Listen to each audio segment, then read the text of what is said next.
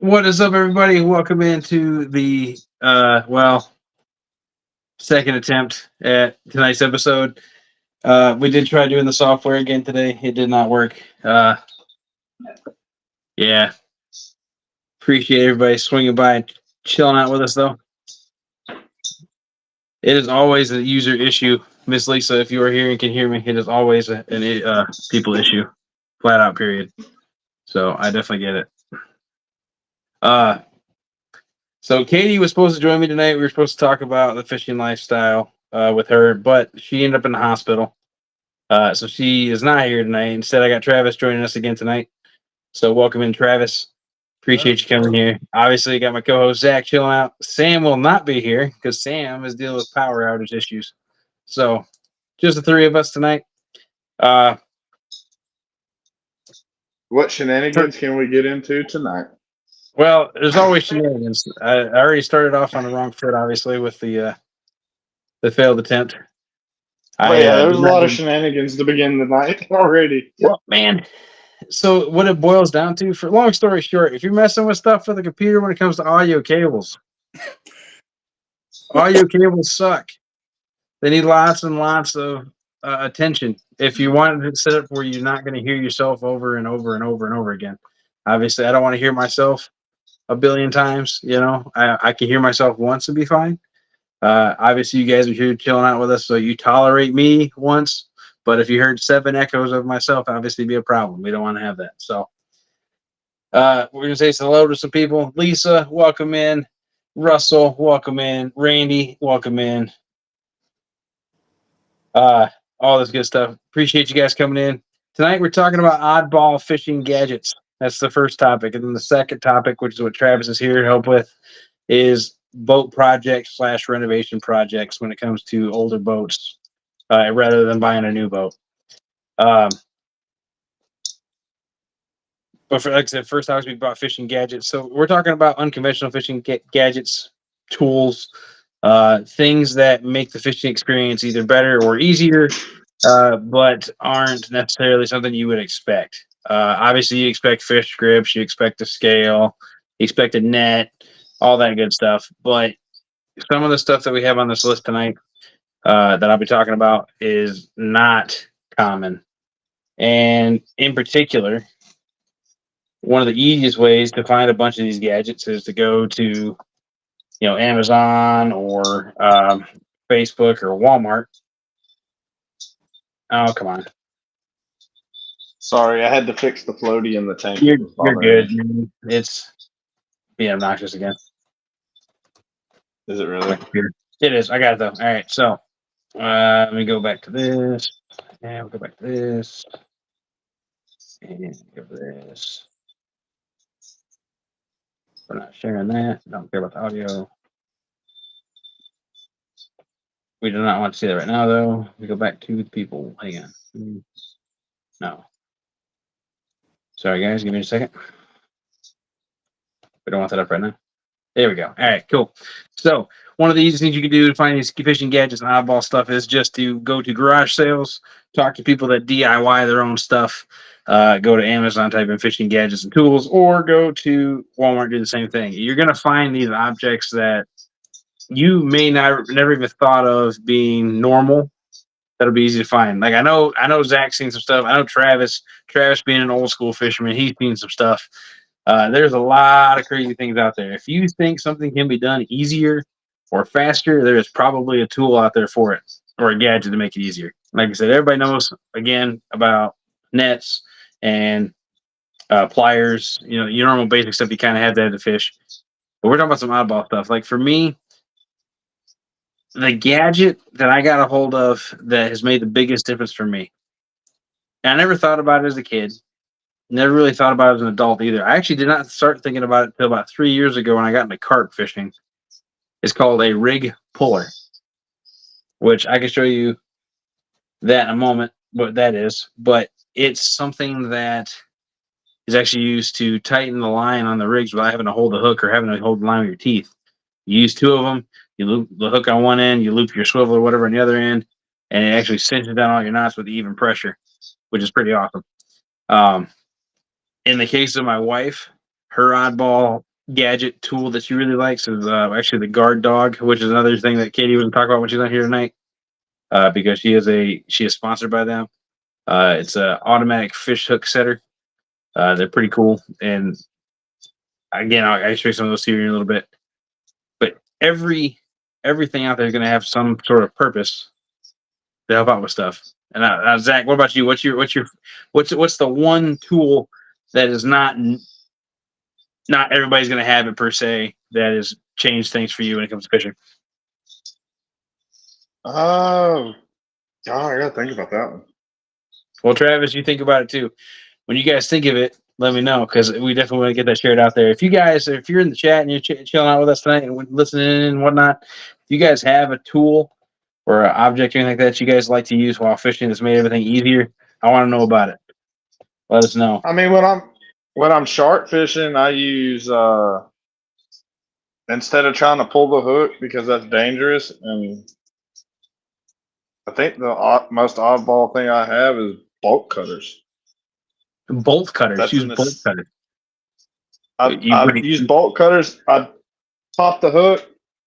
Like I'll cut the hook in half and then take a long pair of pliers and then pull the hook out from the other side. Okay. So you end up using a hook that under way the fish, basically. it doesn't damage the jaw of the shark anymore. And your hand's not getting anywhere near the teeth. I like it. Yeah. That's about the only oddball thing I use. I got you. Randy said glow sticks is his oddball object. That's fair. Lisa says a stick with screws coming out of it is handy when the rod goes underwater, and yes, it is. One of the last fishing adventures we went on, we were fishing with planer boards. Thankfully, we were fishing with planer boards because Shayna's rod with a brand new reel she got went underwater. So then we would grab the planer board and pull it up by the line. But yes, in order to hook that line underneath that planer board instead of trying to go swimming for it, we had a stick with screws in it, which they actually use jug fishing to get the jugs out. So a jug catcher stick, I guess you would want to call it. Again, another excellent object for people trying to get stuff out of the water, getting rods. It fell in with you using planer boards, or if even you can use that stick even to get stuff out of trees. It's pretty handy. We need to invest in one of those for the boat for when me and Skip go fishing because we mainly pull planers, and we've had the line snap like 3 foot before the planer board, and then we go back and I'm leaning over the side of a pontoon boat trying to catch a planer board. Yeah, well, the planer board stuff would be harder to catch, but it catches the line really easy if the line's still attached to the planer board. Obviously, if your planer board's completely detached, you're better off using a net, depending on if it's actually still in a clip or not. I just want a side note. Amanda, hand me your plate. She is very mean. Is this stream friendly? Wow. Yes. That is very mean. She is over here eating them in front of me. That's what I keep staring at. My mouth is watering. I'm like, cinnamon rolls. Off the Hook Outdoors. Welcome in. Great value too. What about you, Travis? You got an oddball tool that you has changed fishing for you? The only thing oddball that I would carry is simple that everyone normally carries: a pair of needle nose pliers. Everybody does carry that. So you have nothing that's oddball. Pair of fingernail clippers. That's kind of oddball. I carry those. Honestly, I carry nothing oddball that I know. That's not true. There's something in particular you've been experimenting with lately that not everybody has. What, rod holders? Well, that too, but I was thinking the crimpers. Oh, yeah, it's might be normal for shark fishermen dealing with steel leaders. But I crimp all my shark rigs, so I've got crimpers. I just don't crimp catfish line. But I think for a lot of people that would be considered oddball though. I've used crimp leaders, but I've never made crimp leaders myself, so I do not have a pair of crimpers. Normally I make a bunch up, but I carry the stuff in case I have to make more. Sure. So I carry crimping pliers and crimp sleeves. But I got you. All things that I think if anybody just seen me make that face, I apologize. I was scolding my dog by looking at her because she was begging for food. Tisk. Now she won't look at me. She knows she's in trouble. Yeah, It's the It's the husky. Yeah, I got you. But yeah, here, It's let's. Maya. Lost Travis. Oh no, Travis. Travis, come back. All right. Oh, we just hit his camera. I got you. Well, here, Hey, let's pull up this screen share quick here. So, oddball fishing gadgets. So let's just take a quick glance here. First thing that pops up, oddball inappropriate stuff. Go figure. Here's one. The line winder spoolers. That's something that's helpful for people that have issues with getting the line and spool on the reel right. They make those for spinning and bait casting, which is nice. Hook removers. Everybody can use those, especially if you're dealing with small fish. They're kind of handy. Then you got your normal pliers and stuff like that. What is this? An acoustic fish collar. Huh. Man, Is check it a that clunker? one. No, it's not a clunker. Like they use for whales? No, well, I was going to bring that up too, but no, that's not what this one is. We'll take a look at some of these here in a minute. I'm curious about some of these here. But I mean, like, look at all this stuff. I mean, it's just crazy. You know, I mean, the umbrella hats, like, you know, whatever. Obviously, the canvas rod holding bag; those are handy. I have one myself. Didn't I give you that one? You did give me one. I also bought another one, so I have a few. Oh. Fishing knot tying tools. That's another one I already did pulled up. Obviously, you have the light up bells and stuff like that. You know, people use those a lot. Can y'all see me now? Yes, sir. Okay, my screen. These gloves here. I mean, these gloves with the lights on helpful for tying knots in the night. Let's see. Yeah, I can't see half the screen, so that's just on my end. I can't scroll. It doesn't let me scroll down, so I can't align the screen right. I'd say I'm sorry, but you know, it's part of it. I don't see that. Yeah, that's part of it. It'd be all right. All you need is my voice and my face. That's fair.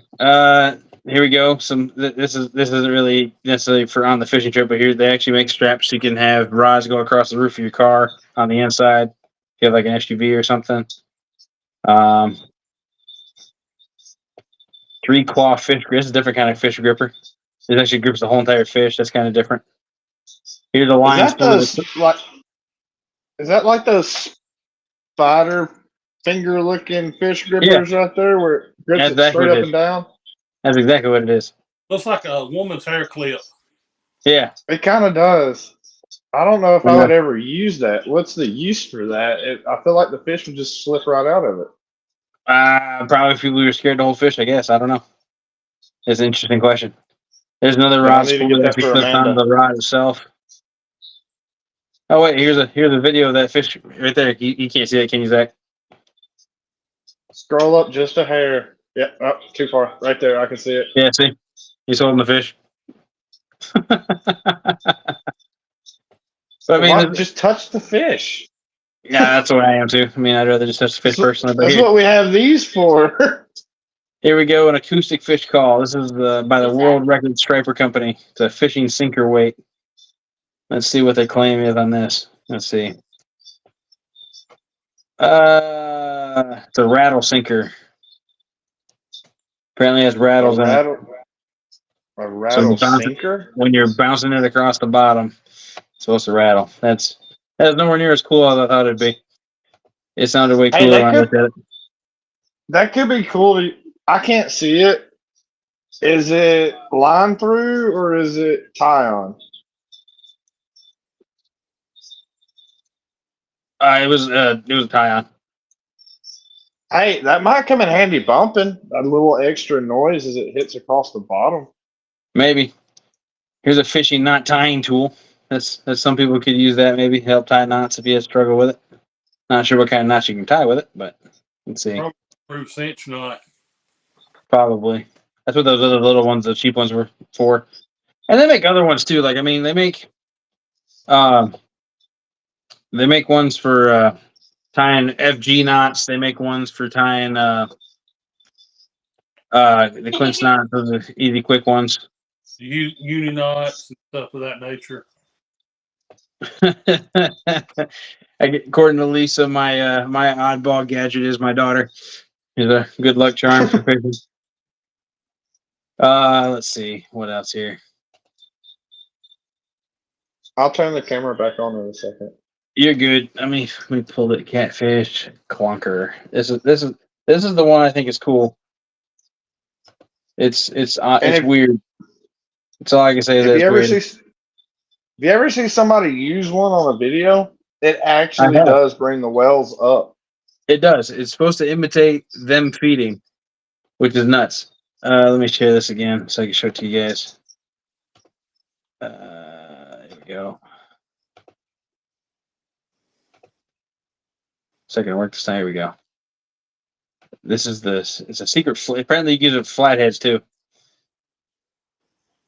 These English guys use a thing called a clunker to bring Wells catfish, which can weigh more than 200 pounds to them. A clunker is a curved piece of plastic 18 inches long with one end shaped like a concave oval, 2 inches in diameter. An angler plunges the end of the water to make a thumping sound that attracts catfish at night. It's pretty crazy. But yeah, if you ever listen to the videos of it, man, it's a very interesting sound, to say the least. Was And that same thing Josh Thompson's got in a thumping pole? no, he okay. So if I don't, he just bangs in the bottom of his boat. It doesn't sound the same. Okay. If it's one I think you're talking about. I know there's another person that does it also. He'll tap the bottom of his boat, his aluminum boat, with it, stick to do the same kind of thing. But yeah, no, that one in particular, like I said, that one you actually you scoop the top of the water basically, like you go in a curved motion with the top of the water, and it creates that bubble with that sound, and it comes out the top, and it's supposed to imitate uh, the sound of fish eating other fish. It's pretty crazy. But yeah, it's very, very, very popular in Europe. There's actually whole entire clubs over there uh, based on using those things for fishing, which is absolutely insane to me. But to each their own. If it works, great, cool. If it doesn't, it is what it is. And if you go into different types of fishing too, you have other kind of gadgets. Right? You're like I said, we talked about the basics. You got your bobbers, your rods, pliers, hooks, all that good stuff. But when you break those down into those categories, if you ever go after a certain species of fish or a certain technique, it really changes quick. Like obviously, you have the line counters. Some people like the line counters on the reels. They actually sell individual line counters. You can put on a rod that's away from the reel that still does the same thing. I Those gotta use the sponge based restroom real quick. I'll be right back. you get sponge based hooks for stink bait fishing, rubber worms for stink bait fishing. Then you have your cast nets. Those are all gear gadgets, stuff like that too. Fish traps, minnow traps, crawfish traps, um, shrimp traps, gigs. I mean, literally, pretty much anything, any item in fishing is a gadget, right? In some form or fashion. A pier, Whether, huh? a pier net. Pier net, something I wish I had a long time ago. Would have saved me a lot of heartache, a lot less lost fish for sure for me. Um, and then obviously a lot of these gadgets go under accessories too, right? So if you going into the whole boat realm or kayak realm or battery box realm, I mean all these things can change for that too. But even from a YouTuber or just wanting to film your trip perspective, if you're using a GoPro, obviously that's a gadget. If you're setting it up, do what? A tripod. Tripod's a gadget. They make different kinds of those. They got a gooseneck clamp one. I've been using that a lot more lately, which gives you some nice angles, stuff like that. Those are all anything that makes the task easier is good. But like I said, in the realm of unconventional stuff, for me, the craziest one that just kind of blows my mind and how it works would be the clunker. That's why I wanted to show that one so much. That's why I was on the thumbnail. It's actually that's not. Oh, you know what? That's a good point. I forgot about that. If you have, most people have a fishing chair, a camping chair, or a stool they sit on. Some people use recliners. Uh, And you can actually set up. He has a recliner set up with rod holders, which is pretty crazy. But they sell those camping chairs with built-in rod holders already on them that you can use too. I mean, it's just there's literally if you think something could be easier or more comfortable, there's an option for it, which is absolutely nuts. But it works. I mean, if it works, then why not? Why not do it? I wouldn't trust the rod holders for catfishing. If you were as a bait runner or a bait clicker, if you wouldn't have it cranked all the way down. Yeah, true that. I mean, if you've been a fan of the show long enough, you know about Zach's mishap with a crank down rod. Hey, you got to be able to give me crap about something. Since I can Yes. give you crap about not catching fish. Yes. I'll take every chance I can. And then again, going back to I forgot to show you guys about the guard dog. Let me pull that up quick. While you guys are Travis, you got anything else to add to this conversation? No, I'm good right now. Oh, sorry for the yawn. It's been a long day. Ugh. It has to. We had a birthday party earlier with a 30-foot tall slide, Nice. water Oh, here slide, we go. and my Very big self nice. went down it a couple times. I got All some right. speed. I was talking about the Guard Dog Automatic Fish Hooker. That's the company that Katie is sponsored by. Yeah, they make this thing right here. And what this does is it has your rod already bent over. As you can see, you use it for ice fishing, you use it on a boat. But the idea is that you already have the rods bent, it has tension. And if the fish hits it, it's going to set the hook. Works great with J hooks. Works very well with tiny bait thieving catfish on circle hooks. I haven't caught a big fish on it yet. The most satisfying part about it for me, though, like if you look at this picture right here, the rod's bent pretty well. If you're fishing on rocks, it's an audible alarm. Also, when that thing drops, clang clang clang clang clang clang on the rocks, it's actually really really cool to hear. And but yeah, but that design, Monty Sheets, I believe, is the owner. If I remember correctly, that's his name, and he set this up. And the idea is that this circle here on the bottom is how you adjust how sensitive it is. It has a little hook here. That's what catches the eye itself and keeps it bent over. And then this part here, when the fish pulls on it, it pulls that way, which pulls the little hook out of the eye, and that's what makes the rod spring up and set the hook. It's actually a really cool concept. And I know lots of people that use them. Lots of people that really like them. A lot of people use them for carp fishing too, or bass fishing or bluegill fishing even. I've never used them, so I have no clue how they work. They're pretty cool. I'll have to show you. We have I think we have 6 of them now between Shane and I. They're different. It's another tool and something else in the arsenal.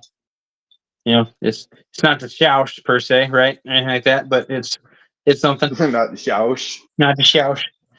You got to tell that story one day and actually let everybody know Which what story we're we talking about. The fishing trip where it actually worked, or the fishing trip where we came up with the name? The fishing trip where it actually worked. Well, here, we'll go do it right now. All right. So my wife, all right, anybody who's known me for any length of time knows that I like flathead catfish. I cannot catch flathead catfish to save my life. My wife, however, can catch them all day long. Absolutely no problem. We were fishing with Zach and Amanda. It was actually one of the first trips we went down to Alabama to fish with them.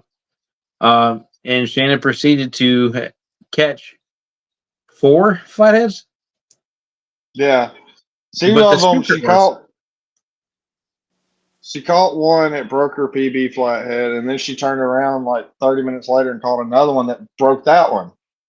Yeah, she Only broke by PB like twice. a pound or 2.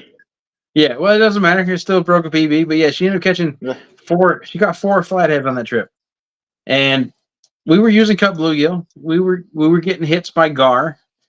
Zach basically annihilated a tree with one that day, and then he also sent a rig I don't even know how wide that river is right there, but I swear to you, hit the bank on the other side with that rig. I don't even think I ever heard it hit the water. It snapped so hard with that 15-foot rod he was using. But yeah, we were using this thing. There's this thing that had at Walmart. I found it. We were just there. I'm like, I'll give this stuff a try. It's called catfish nectar. Uh, it's just a amino acid based shad blood type liquid, and we had some cut bluegill, and Shayna really wanted to use that, so we put it on that bluegill, and that every flathead she caught that day. She was the only one that caught fish that day too. No, I think you caught one blue catfish. No, I got a really good take down on the 12-foot rod. Was it the And same day? then he did. I thought that was the second trip. Yeah, that was the Okay. same day. Okay. Yeah, so Shayna was basically the only one that caught fish, and they were all flatheads, and they were all on bluegill soaked in the shoush. That's what we call it, because it's catfish nectar, but we had to think of some funny name because we're marinating it in the sauce. So that's where the shoush comes from. For those who didn't know, it's SAUWCHE.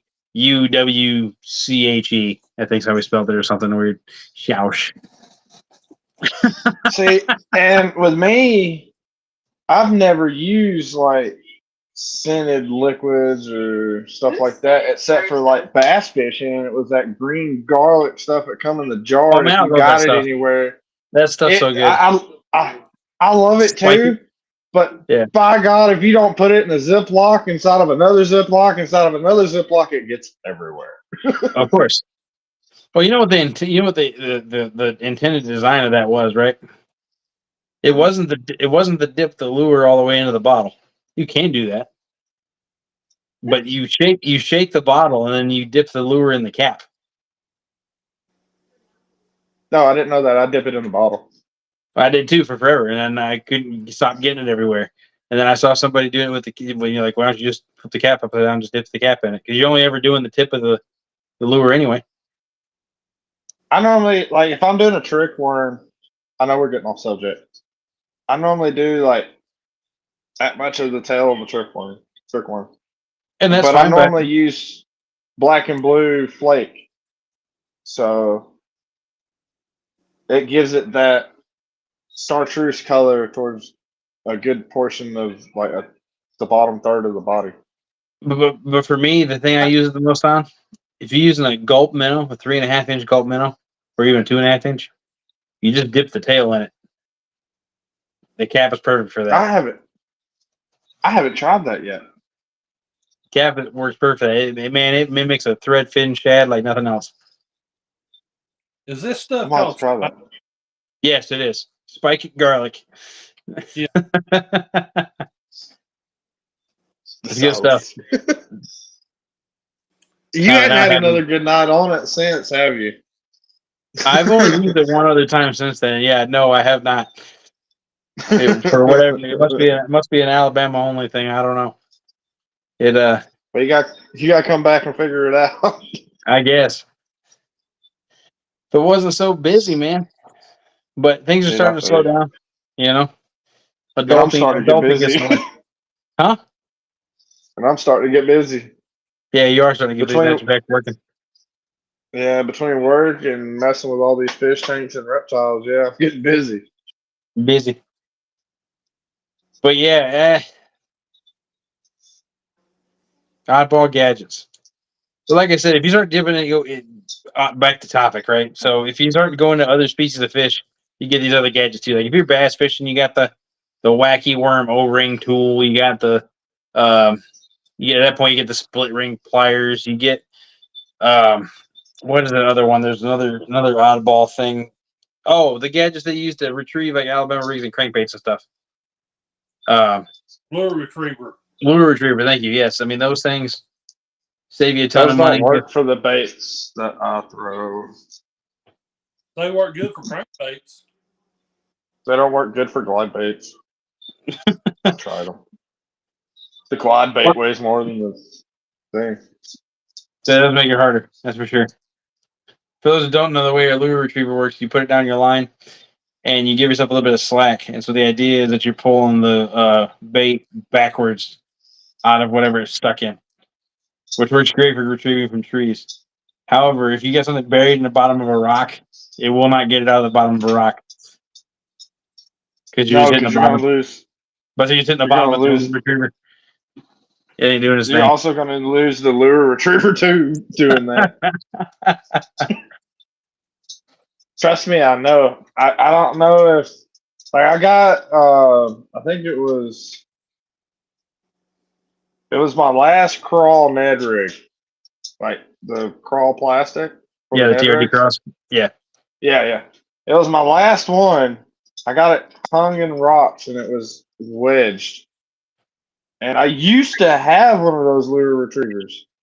So I sent down the line. And as soon as I did, I seen it go right into that crack of the rocks. I'm like, oh man. It's all gone. Where'd it go? Where'd it go? And I can't throw an A rig. Every time I throw an A rig 2 casts in, it's poof. It gets hung up somewhere. I have been fortunate. I have retrieved every single A rig I've thrown and got stuck somehow. I have not.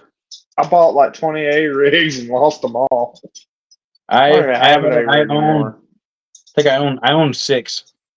I haven't lost any yet. You need to bring me one of them. Let me show you how to lose one. You watched my cast that next last time. I don't want to hear it. I know I still owe you a catch.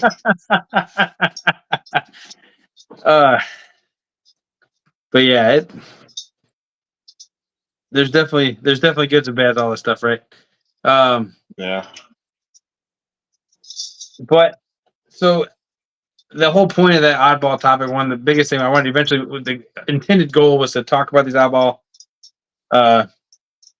gadgets and whatnot, introduce the guard dog, and then segue Katie into this so she can talk about the lifestyle of fishing. Hopefully she'll be able to return in an episode upcoming this year and be able to come back and do that with us. But for the topic, like I said, we did the backup topic today. The backup topic today is boat projects. For those who don't know, Travis got a boat for his birthday from his wife. It's an old bass tracker. My wife and I, we got a boat last night. Actually, it's a. You guys have seen pictures of it before because it was one that we were going to work on and just borrow. But I ended up buying it, so we actually own it now. But Oh, did you? I did. Congratulations, man. Thank you. I will get these pulled up here. I got some pictures to show you guys so you guys can get some better views of it. And we can talk about it some more. So I guess next time I come down, you're gonna put me to work, or come up there. Maybe. I'll be in Chattanooga soon for the reptile show. So Nice. I think my next show is Chattanooga. There we go. All right. So that's the boat. It's a 1993 Sea Nymph Fish and Ski SS 175. It's all I see the aluminum. windshield. That's it. That's all I see is windshield. Well, I'll send you the pictures later, Zach. But for the audience, that's what we got. That's the boat. I can't remember how long it is. It's either 16 or 18 feet. It's a decent sized boat.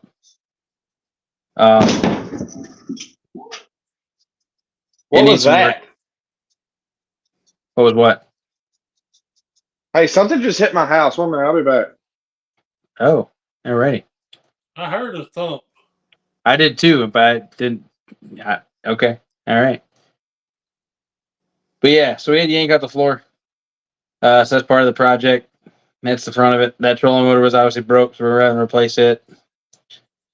It needs a little bit of work, a little bit of love and TLC. But it does have a 60 horsepower motor on it, so it'll get up and boogie. And we're definitely looking forward to you doing that and whatnot. But when it comes to, I'm sorry, what'd you say, Travis? What make and model is your motor? It is an Evinrude. Okay. Evinrude 60 horsepower. It's a 2-stroke.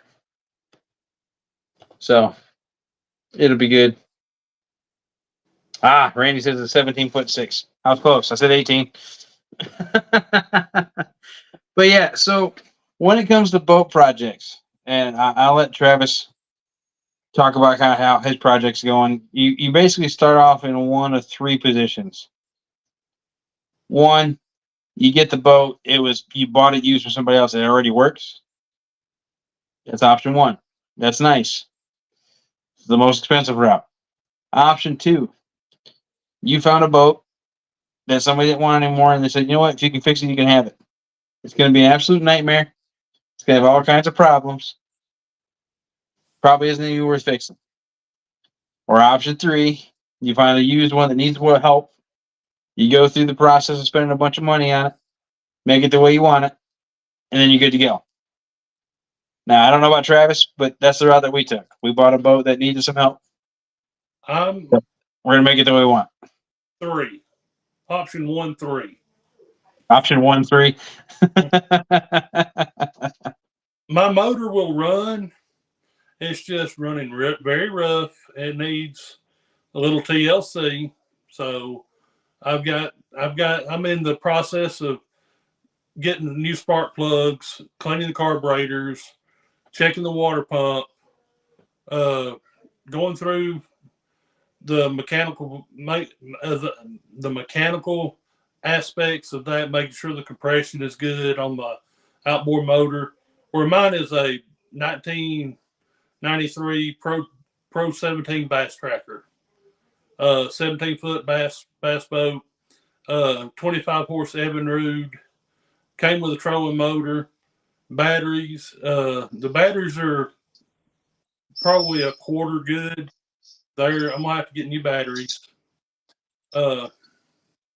But I hardly ever bass fish, so I was gonna turn it into a catfish boat. So I've been looking at options of building me a back rod rack. But I've got to get I want to get the motor and the basically the boat itself running correctly, the wiring, lights, all of the all the safety precautions that I need, and taking on a test run before I actually put my rack on and be able to actually fish in it the way I'd like to. Sure. That makes Hey, sense. Anthony, Yes, sir. I'm gonna have to jump down. I gotta go check and see if this limb that just fell, this big limb just fell in the house, see if it damaged anything up there. Alrighty. Well, everybody say goodbye to Yeah, Zach. Good night. Good luck. Be it's safe, about buddy. that big around. That's a pretty good size limp. But yeah. Feel free to hop back in. You got the link when you get back. If you get Yeah, back. it'll probably take me 20 minutes up there, and then I'll be back You in. good? There's no Okay. point in me just. How about? Talking the screen. I got you. Well, be safe. Let us know how it goes, man. All right, we're back in a bit. All right. That was Zach Huback. So, yeah. So for us, that little backstory on that boat. So I don't know the owner that had it before the person I bought it from, but I was actually out on this boat with this person, and the person that I bought it from. Let me rephrase. And we took it out, and everything fired up. Everything looked good. You know, started filling up the live wells. We were gonna go crappie fishing or bass fishing. I can't remember. We did one of the two, and pulled out from the boat launch. Made it about 20 yards when all of a sudden his wife said, "Hey, is there supposed to be water here?" For whatever reason, the person on the boat before them disconnected the lines from the water pump to filter live wells. So all it did was pump water from the lake underneath the floor. Flooded the whole entire boat. Had to immediately go back before it sunk in, all that good stuff. Ended up parking the boat because he ended up buying a different boat instead. One that was better suited for what he wanted anyway. And so it sat for 10 years. So that's why you see in that one picture I had the floor ripped out, because now I got to take the floor apart, or I've had to take the old floor out. I got to put new floor in, but that foam is no good. So I got to yank that foam out. That's the next step of the project. Once I have all the foam out, I'm going to go ahead and redo any of the old wiring. I'm not connecting the live wells back up. The way they're seated up on the front, and the fact that we typically use cut bait and stuff mostly when we any kind of target fishing. If we're going to use live bait, we use minnows. We use them in a minnow bucket. We can hang off the side and let it aerate that way. And one of those floating minnow buckets you can drag around with a boat. So we use those for storage. I got to redo the cushions on it. I got to redo the panel with the speedometer and everything. The speedometer works. The odometer works. The fuel tank one doesn't work. But that's okay. So we're actually yanking that gas tank out and using one of those little smaller portable tanks. And when I replace the foam in the floor, we'll just put more foam in that cavity. Um, You can leave that area blank and use it for extra storage for tackle. could. But I think that with it, wanting to make sure that it floats good enough for my wife and myself. Plus, if Correct. we ideally catch any big fish or whatever, I think we're better off having it as more flotation. Correct. And we usually, if we're doing a specific species, we typically only have one tackle box we take in. It doesn't take a lot of room, so it's not that big of a deal for us. Have a spot for a small cooler if you're trying to keep anything like skipjack, whatnot. You were talking Um, live wells. Are they metal live wells? no, they are plastic live wells. Okay. Um, And I was going to say if they were metal, you could possibly insulate them a little bit and use them as a cooler system inside your that boat. that is true. Because the drain pipe, at least you could if you were using ice or whatever, it could actually drain out. And that is very true. But um, And the way that one was set up, it had a gas because it was in the big in tank. I'm sorry, the big inboard tank. It had a gas and water separator on it. I've taken that off. It had a oil pump because it's a two-stroke, and so it was actually had a part that actually pumped oil into the gas into that. So I was able to take that off too because we're just doing the premix in the smaller tank, so I don't have to worry about that. Um, the floor itself, when we replace it, we're debating whether we're going to go with aluminum floor or just go with the marine grade plywood again. We're not going to do carpet though. We're going to do that sea foam, not sea foam, sea deck padding. We're going to do it so it's not so hot either way. a little laminate type flooring type deal. Kind of. This one has actually like little miniature foam pads, and they'll have gaps in between each square of it so water can still go across the boat, whatever, so they go back and whatnot. What? Linoleum flooring is what I was thinking. No, we're not doing linoleum, but it's something similar. You see a lot of guys that do if they're remaking like Ginus or those little skiff boats. A lot of them use it. It's called I think it's called sea decking. I'm not 100% though. A lot of the kayak guys use it too. It's just help make the boat quieter while you're walking on it too. Or like I said, if you have an aluminum boat to keep your feet right off the metal so it doesn't get as hot. Um, Also, when you're in the inside doing rebuilding on a boat or whatever, go ahead and put new bilge pumps and stuff oh of yeah, that. yeah. I mean, if you already got it apart that far anyway, there's no point in not doing it. That was not one of, we were talking about what our projects are, what our plans are. Basically, you have the way that process works. You find the boat, you kind of gauge how much work it's going to take, whether or not you're willing to do that work. But then you have the process of things, right? Like for us, yanking that floor out was first step because I had to see if that foam was any good. So to me, that first one is the first step is demolish. Second step is fix anything you can get a hold of while it's taken apart. Third is build it back right. Then fourth is test it. Fifth is enjoy it. That's the 5 steps I call it. Based on everybody I've talked to, that seems to always be the general consensus. You have to take something apart, but while you have it apart, just do it right from the get go. You don't have to worry about it later. And don't get scatterbrained and tear one part out, then say, well, I'm going to go up here to look, see what this needs, and start working on that. Forget what you're doing at the other end of the boat. Oh no, we my wife's gone through. We have a list of stuff. Right. Make sure it gets done. So it's all good. She's definitely the more organized between the two of us. Let's just be honest here.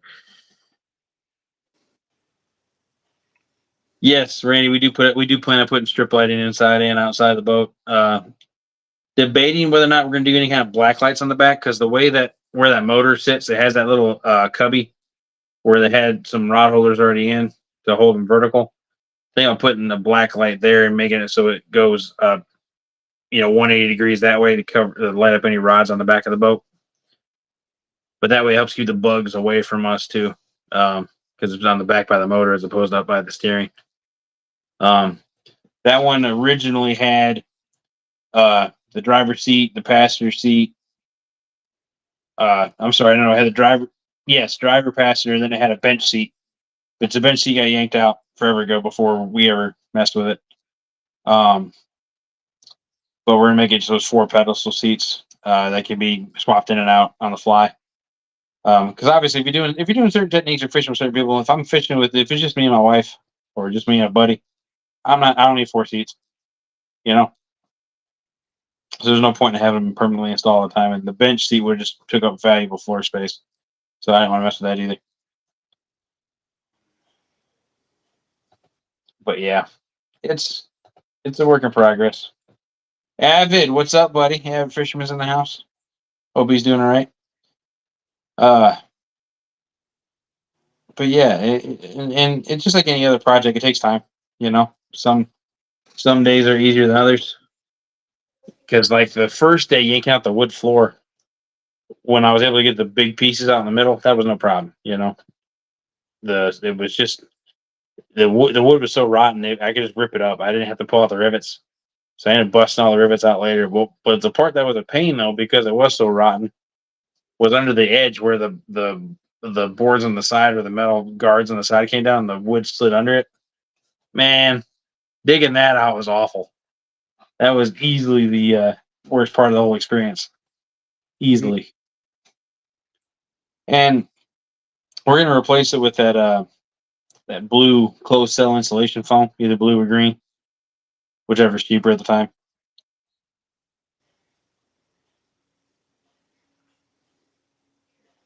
Hey, don't be hating, okay? I was just holding the boat still, all right?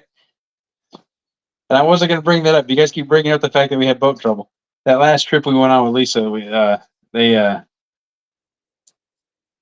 that's another point I'm gonna bring up in a minute. But their boat, the gear for the starter kept slipping down, so it was missing the gears, or maybe it was slipping up. One of the two.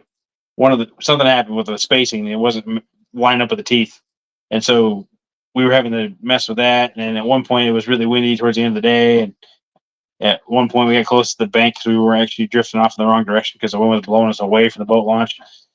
So it ended up literally, I was sitting on the front of the boat hugging a tree to keep us from drifting off more. And that's what she's talking about, being a tree hugger.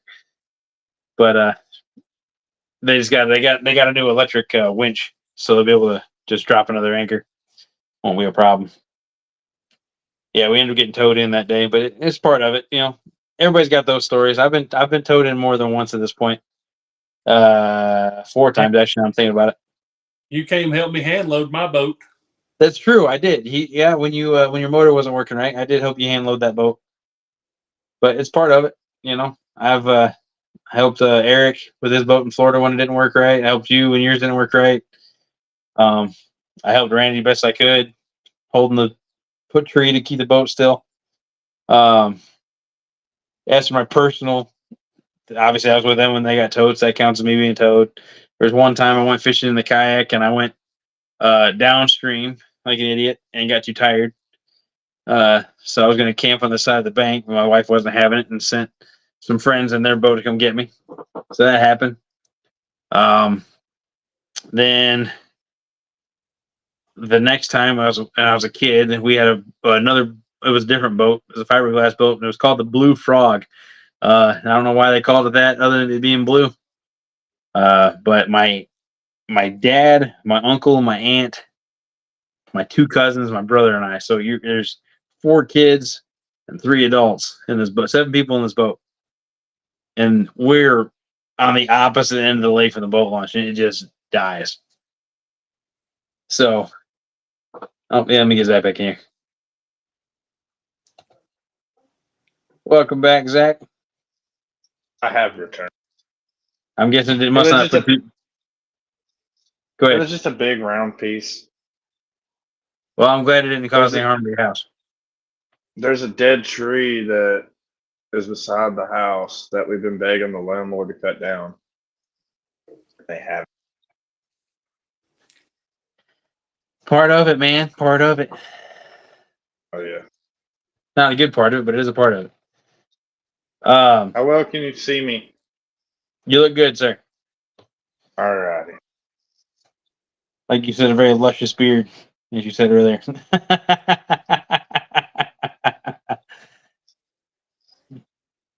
It's like I operate it for you. How's that?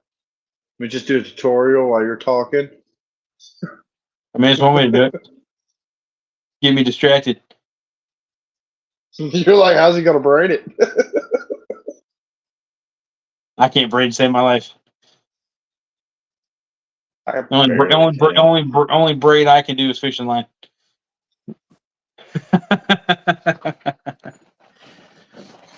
But yeah, boat projects. Zach, your kayak's a constant boat project. My kayak was a constant boat project. My kayak is constantly being upgraded. It happens. But the same concept between a fiberglass boat, aluminum boat, kayak, all that good stuff. Even a raft. If you're gonna get one that's used, you're gonna have to do stuff to it.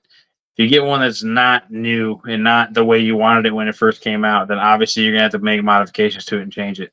Travis trying to make his bass boat a catfish boat. I'm trying to make a ski boat, a catfish boat / whatever boat. Me and Skip's turning a pontoon boat into a tournament catfish boat. It happens. So you can do this stuff, but it's just the basic thing about this topic is just like I want you guys to think about if you're gonna do this, be aware that one, it's gonna take a lot of time. Two, it's gonna probably take more money than you expect. And three, it's not gonna go perfect. That everybody here can tell you that it's not gonna go perfect. Something's gonna happen. Something's gonna pop up. Something's gonna break. It's not. It's not. I'll tell you right now, people think boats are money pits. Wait till you start modifying a kayak. Modifying a kayak becomes a money pit fast. That's because everything's got the kayak label. If you don't DIY it 100% Yeah. yourself or not do electrical, it definitely can get up there in a hurry. And also, I'm lucky. Also, on Go ahead, boats, Travis. whenever you're redoing something and it doesn't fit, do not force it. You will cause more forcing it in there than trying to trim it off or going a different route with it. That is fair.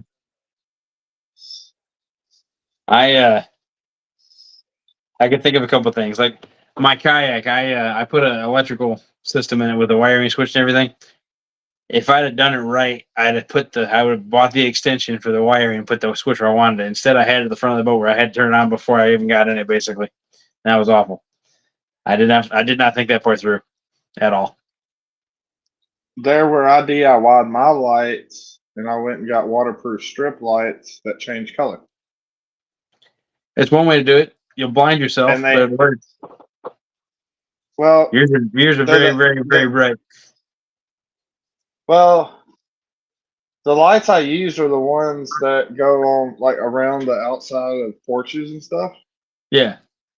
And it's got a little controller, and it's USB. So what I would do is I would take a battery bank with me instead of hooking it up to my main battery. Yeah. Just hook it up to the battery bank. Well, that's fine, but then you got to think about where you can store the battery bank and how to make that USB connection as waterproof as possible. Dry box helps. I had a dry box that was the wires coming in were siliconed in place. Yeah, no. I just meant like in general. If you're gonna do something like that, sometimes you got to think about those. Where you're gonna store it. I know you have a solution. I'm just saying. For some people, like on my old kayak, I didn't have a spot to put a battery box. If it wouldn't have fit under the seat, I wouldn't have had one. There's no way. I would have had because between the fishing crate and the paddle, because that was a paddle kayak, foot space. I'll be right back. I would have ran out of space. So there's a lot of planning that goes into these projects. Both good, bad, or all good, bad, and ugly. Just the way it is. This was the draw box I used for the battery bank. Hang on, let me put it in full screen here. Yep. Just a little bitty draw box. It's got waterproof box. Yep. What's it got in there right now? I've been doing a lot of creek fishing lately after work. It's got Gotcha. soft plastics in it. I got you. I was like, that's not a battery. No, That's not no, but circuitry. if I take all this out, you can see. God, I had plastics melt in here. You You didn't can plan it see out, Zach. where I had where the battery would sit, Yeah. and then it would come out this side right here, Yeah. and there was silicone there that was making it where it was waterproof there, I got you. and that would go under my seat, and I wouldn't have to worry about draining my other battery just to run lights. When that battery died, I had 3 other spares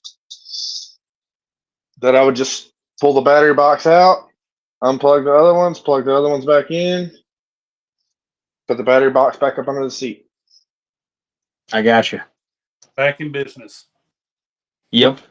I made it as quick and easy as possible without draining my main battery, and also because I also run my fish finder on a separate battery. You've seen my setup, how I do it. I have. Yep.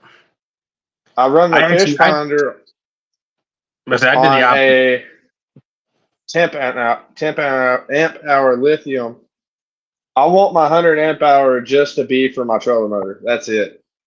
But yeah, see, I did the opposite. I went from having multiple batteries. I made it all into one battery because to me that made more sense. I had a bigger battery and just had it all run to one thing because I had the way mine was set up. I didn't have a trolling motor, obviously, but the way mine was set up, I could run multiple days of using the fish finder all day and my lights all day, well, all night in most cases for the lights, obviously. But I could run that setup for days, which worked great because I could fish the whole weekend or I could fish a couple times a week or whatever. But again, it's something I had planned, right? Like with this boat we're working on, one of the biggest things for me being, filming YouTube stuff, I'm trying to think of ways I'm going to have my cameras mounted well. What I'm probably going to do, I'll probably run GoPros. But if I'm ever going to live stream, I'm going to do those branching into another world, but motorcycle electronics. Get some of those quad lock phone holders with the dampening on them. That'll prevent I help prevent the vibration ordered stuff. when I did my trolling motor. I built my own battery box for my 100 amp hour too. I Right. used somebody gave me a wilderness system box. It's an expensive box for a kayak, and I ended up taking all the rod holders off of it because I have the rod holders on the kayak already, and without the rod holders, it fit perfectly there, and it's watertight. Right. And lithiums don't put off no heat while they're discharging, so it can be watertight. And Nice. regular car batteries, I'm pretty sure, do put off heat, don't they? They have to be able to breathe. They do a little bit, yeah. That was the only downfall. My battery box would get hot. I had one that it was 21 amp hours. But it was 3 of the 7 amp hour deer feeder batteries, wired in sequence. But it worked. I mean, it weighed 25 pounds because they're heavy, but they worked. But if you're gonna get anything from this, like I said, the biggest thing is remember projects take time. You got to think my of battery box isn't done yet. I'm curious. But hang on, let me put you back in full screen again. that's the battery box I built. This is the strap I use to strap it to the kayak. It's just up here out of the way right now. I still got access. If I want to store extra tackle here, I can. And then when you open this up, you've got my foam to keep my battery in place. My fuse is there. And then all my extra wiring goes in here just in case I need it. I still got to silicone this off. And still got to tape this up where it's one solid piece instead of somebody's been messing with that. Instead of 2 pieces. Yeah. And then I've also got to actually heat shrink these down because these are heat shrinkable. Yeah.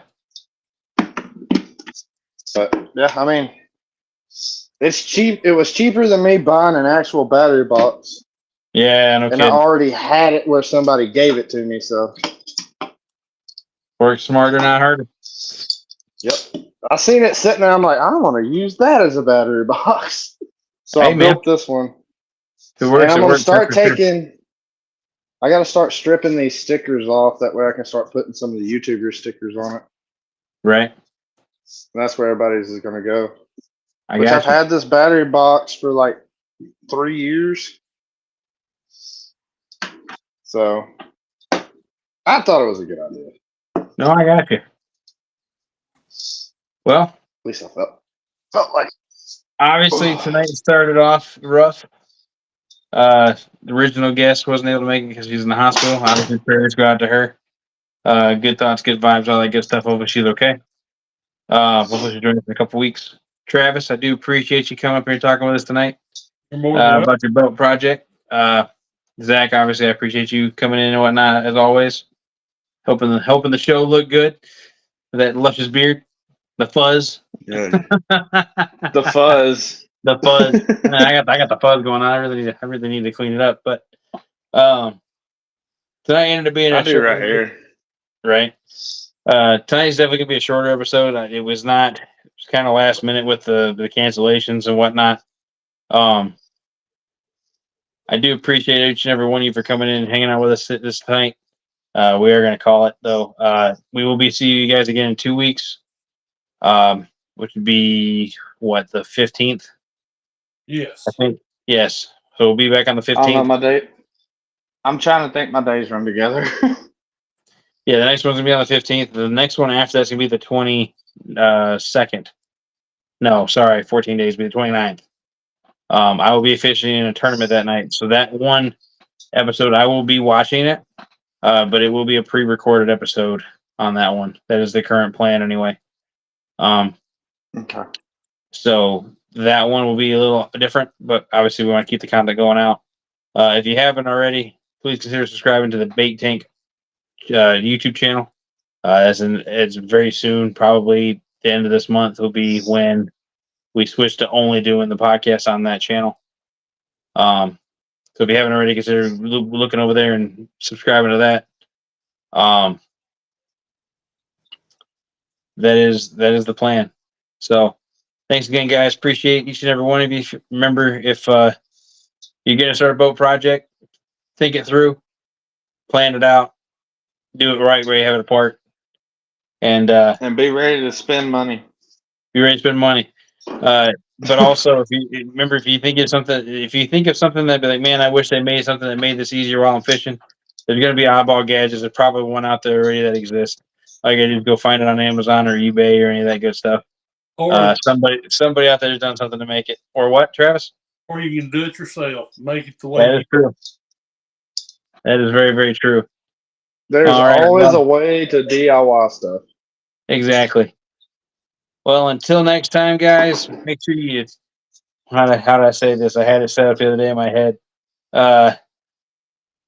Make sure you set those hooks, drop those waypoints, and put them bobbers on the line so you guys see us next time when we take a bite here on the Bait Tank. I think it's how I I said it. like that. It's something. We're working on it. We're working on it. It's a work in progress. But yeah, y'all take it easy. Have a good night, and we'll see y'all next time here on the Bait Tank. Good night, everyone.